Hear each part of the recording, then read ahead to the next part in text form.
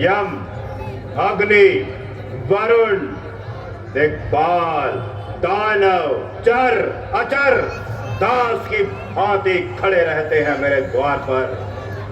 अग्नि का तेज, सागर की गरिमा और पवन की चाल सब मेरे अधीन है। ब्रह्मा का ज्ञान, शंकर का तप और विष्णु का वैभव सब मेरे सामने शक्तिहीन है। ब्रह्मांड का बढ़ता हुआ विस्तार रोक दूं, नवद्वीप की चलती हुई सरकार रोक दूं, आकाश, चांद, तारों का व्यवहार रोक दूं, मैं चाहूं तो जमाने की रफ्तार रोक दूं।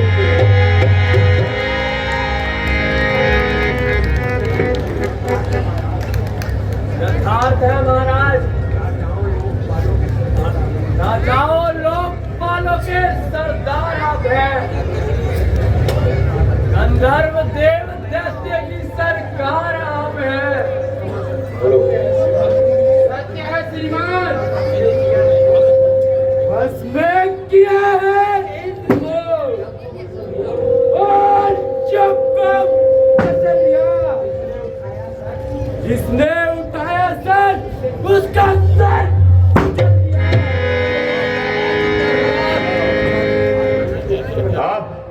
आनंद उत्सव मनाया जाए।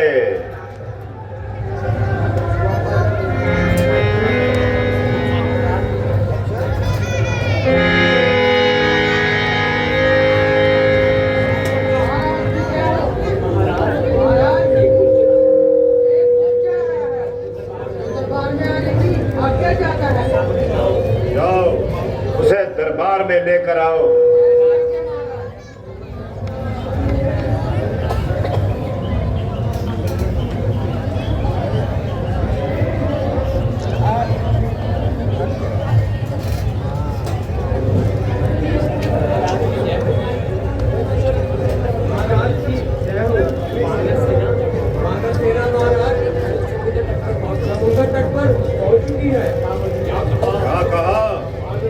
वानर सेना समुद्र तट पर।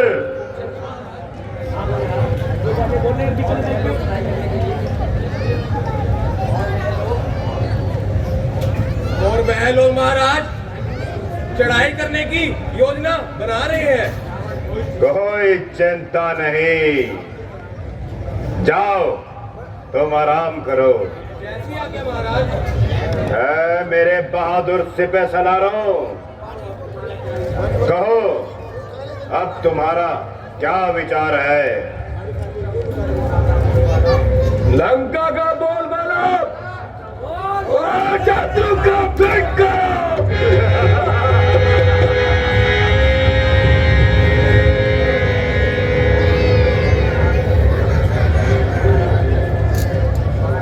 महाराज आप चिंता क्यों करते हैं? ऐसे ऐसे चंदुओं से तो हमारे राक्षस निपट लेंगे। हमारे वीर तो सुर और असुर को जीत कर आए हैं। इशारा आपका पाए तो पल भर में सबको खा जाए। एक तो है महाराज, बर्बाद क्या है? सैकड़ों है या हजारों है? वानर तो रात दिन हमारा आहार है। क्यों नहीं? विभीषण, तुम्हारा क्या विचार है? भ्राता जी, आप भूल रहे हैं, इन स्वार्थी लोगों की बातों पर भूल रहे हैं। याद रखो, ये मीठी मीठी बातें बनाकर आपको कुमार्ग पर चला रहे हैं। अग्नि और शत्रु को तो समझना भला अक्लमंदी से दूर है। विभीषण, आज तुझे क्या हो गया है? तेरा ज्ञान और वैराग्य कहाँ खो गया है? आज ही लंके से सूझी तुझे भी पैर की, भाई है मेरा और बड़ाई करे गैर की। नहीं भाई साहब, मैं ठीक कहता हूँ कि यदि आप कल्याण चाहते हैं तो क्रोध और अभिमान को त्याग कर प्रभु की शरण में जाइए और जानकी जी को लौटाकर अमर पद पाइए। विभीषण, शत्रु पक्ष ने तुझे अंधा कर दिया है। स्वर्ग से पाताल तक, पृथ्वी से आकाश तक बज रहा है मेरा डंका, विंध्य से कैलाश तक। विश्व घबराता है मुझसे, किससे घबराता है तू? देव भय खाते है मेरा, किसका भय खाता है तू? जला जाता है मन मेरा तुम्हारी मिठाई से, बगला होगा नहीं कुंदा प्रभु की चतुराई से। जो मन में भाव था मेरे कहा बिल्कुल सफाई से, बुरा हो लाख जन्मों तक यदि कपट रखूं मैं भाई से। चुप मूर्ख, तूने यह उल्टा उपदेश कहां से सीखा है? विश्व में बदनाम मैं तेरी जुबान से हो गया। शर्म करो कायर, तो निर्लज कहां से हो गया?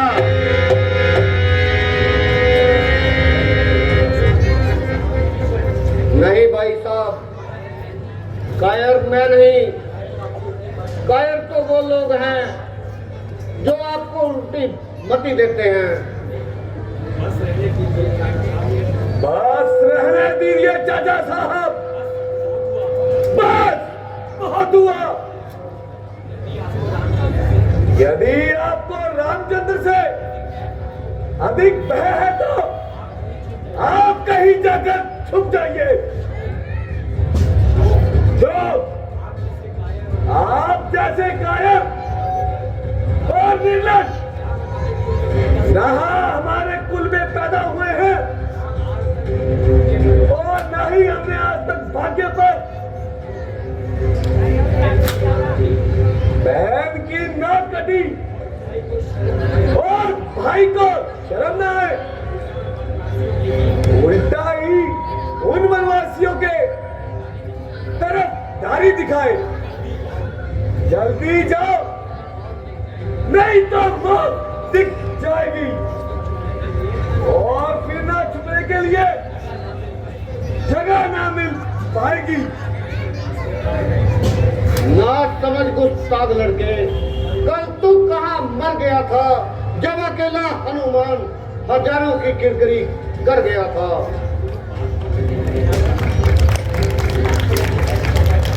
इस बात को मैं कहना चाहता था, आप कर ही आप कहला कर ही रहोगे। मेरा दावा है कि गुप्त रूप से तुम्हारी रामचंद्र से मिली भगत है। देखते हैं भाई साहब, ये कल का छोकरा क्या कह रहा है। जो कह रहा है सही कह रहा है।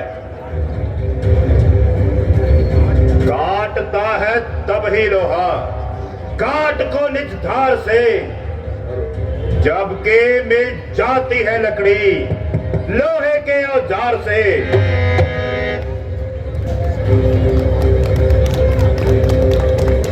ठीक है, आप क्रोध में आपे से बाहर हो रहे हैं।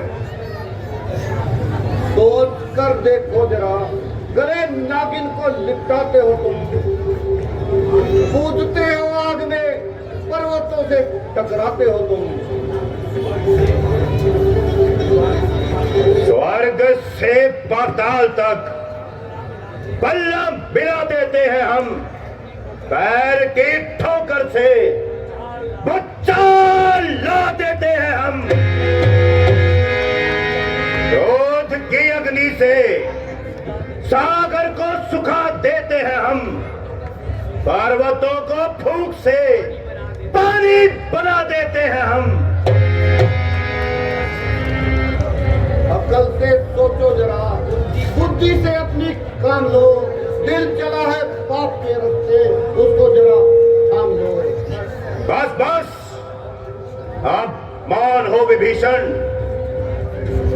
अनुचित है दंड सरोधर को इस समय, और अगर कोई होता तो अभी काट देता उसके सर को। दुश्मन के आगे झुक जाए, यह रावण का दस्तूर नहीं। मर जाना है मंजूर, सीता देना मंजूर नहीं।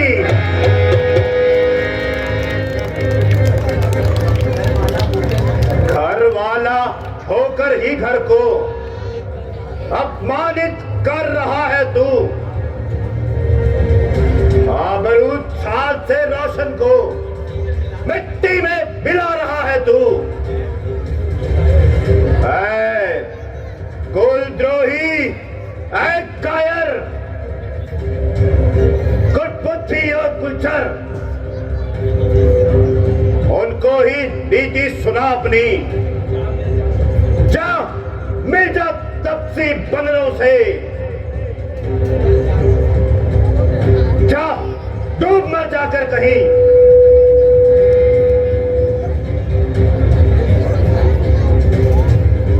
ऐसे भाई की रावण को जरूरत नहीं।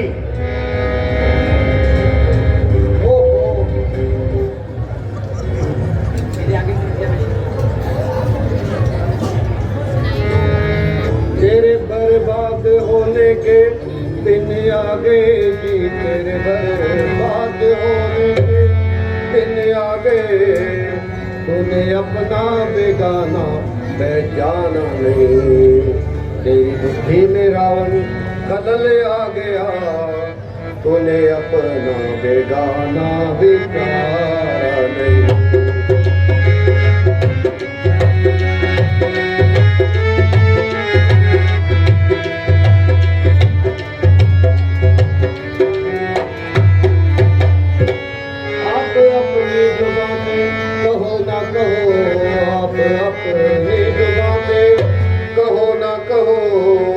मुझे रहना यहाँ गवारा नहीं।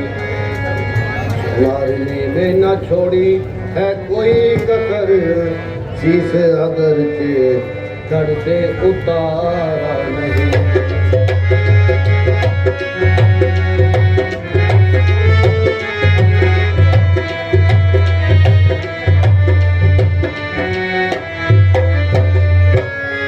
अच्छा भाई, खुश रहो। मुझको आखिर क्या पड़ी, जो कुछ किया सो पाओगे। बीज जो बोया है तुमने, उसी का फल पाओगे। अच्छा भाई, प्रणाम।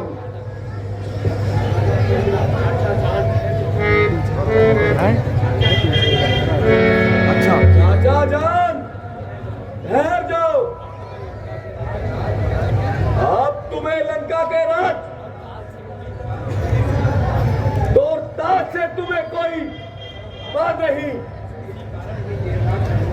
इस कारण तुम्हें जेवरात पहनने का कोई अधिकार नहीं।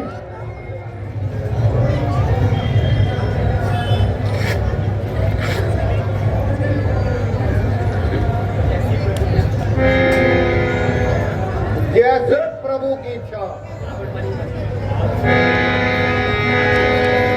आज से मेरा और विभीषण का संबंध टूट गया। जहां तक मेरा विचार है, यह जरूर शत्रु दल में जा मिलेगा और हर प्रकार से लंका को हानि पहुंचाने का प्रयास करेगा। वैसे हुआ तो बुरा ही, जो घर का भेदी शत्रु दल में जा मिला।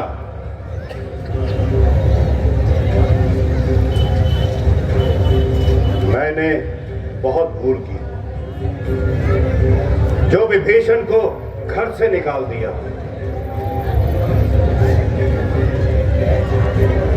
खैर, जो हुआ अच्छा हुआ। वीर ऐसी बातों से नहीं घबराया करते। शेर तो चोट खाकर भी लड़ा करते हैं। जय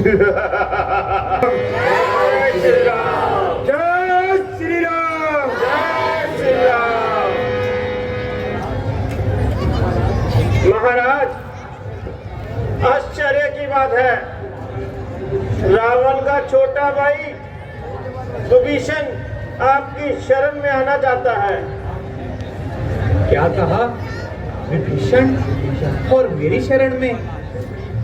जी महाराज, परंतु परंतु उससे ऐसा क्या अपराध हो गया जो वो मेरी शरण में आना चाहता है? महाराज, सुना है कि विभीषण ने, रावण ने इस कार्य को अनुचित बतलाया था, जिस कारण रावण को क्रोध आ गया और उसे घर से निकाल दिया। तो इस विषय में आप सबका क्या विचार है? क्या क्या विभीषण सच्चा है? मैं आप सबकी अनुमति चाहता हूँ।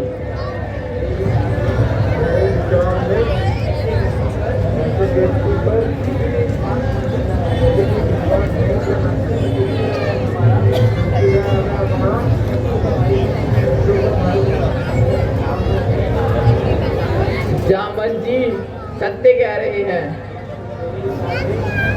भैया, मेरे विचार में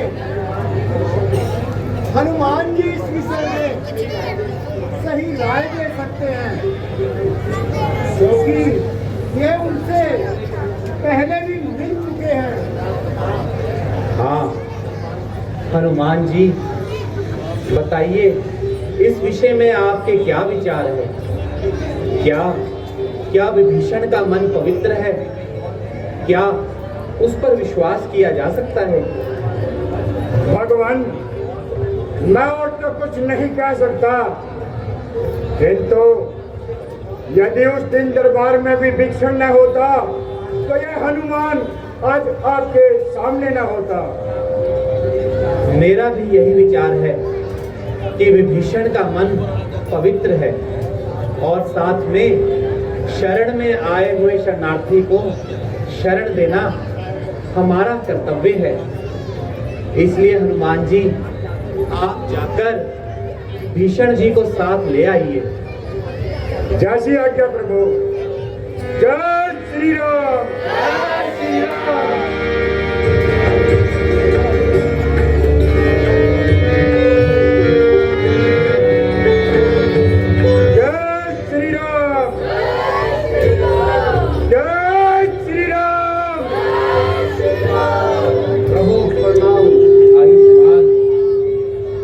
कहिए विभीषण जी, यहाँ आने का तात्पर्य प्रकट कीजिए।